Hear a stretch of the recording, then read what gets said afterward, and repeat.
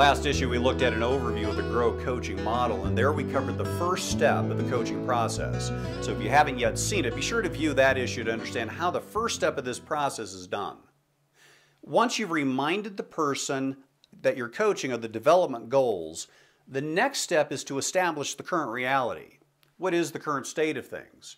On a scale of 1 to 10, how would they rate their own current ability to perform on the job compared to the development goals? Keep in mind here, the person you're coaching has already been trained in the principles and skills needed to perform well on the job. They already know what good looks like. They already know what the expectations are. And they should already know how to do it. So if you found coachable points in this person's behaviors or performance, then it's likely she already knows she hasn't met those expectations.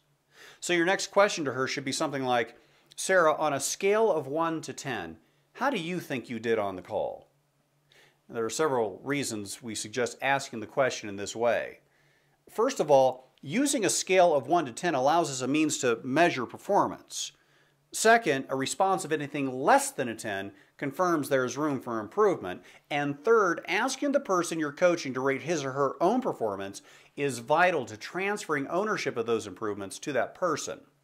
Your goal here is to gain agreement with that person that his or her performance stands improvement.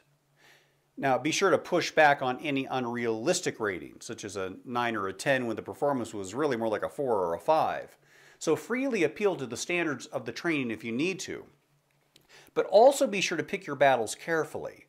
If they rate themselves a 7 or an 8, you can probably live with that. That still gives you plenty of room to coach improvements. Now, once you've established the need for performance improvements, ask her questions like, Sarah, what would a 10 look like? Or in a perfect scenario, what would you have done differently? What else have you tried? What were the results? And what obstacles stand in the way of making those customer calls more effective? This reality step sets the foundation for step 3 of the process, which focuses on generating options for performance improvements. Well, that's it for this edition of The Support Edge. Until next time, be sure all your development is performance-driven and outcomes-based.